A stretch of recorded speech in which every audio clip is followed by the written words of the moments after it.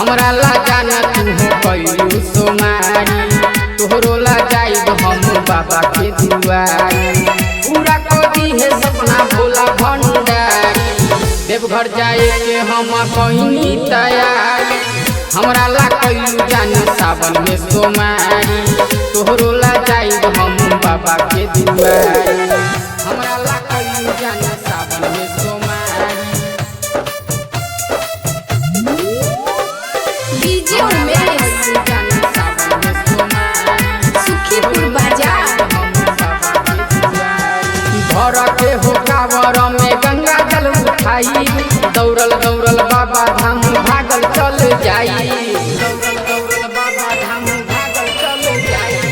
तोहरे नाम सुना जानवर जी लगाई, भंगिया धतूरा हम बाबा पर चढ़ाई।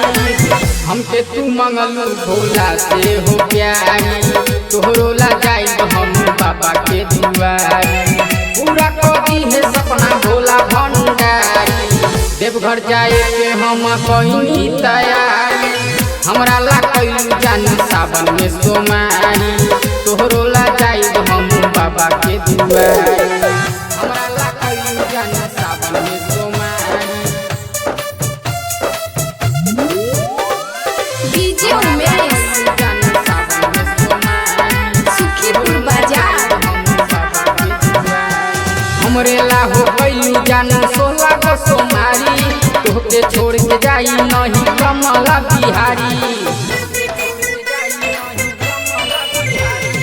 हमरा ला कैले बारू 16 गो सोमारी, तोहरे नाम पूजा करब सुना ए मोर प्यारी। हमके तू मंगलू भोला से हो प्यारी, तोहरो ला जाइब हम बाबा के दुआरी। पूरा कदी है सपना भोला भंडारी, देवघर जाए के हम कहीं तैयारी। हमरा ला कैलू जानी सावन में सोमारी, तोहरो ला जाइब हम बाबा के दुआरी। जय हो।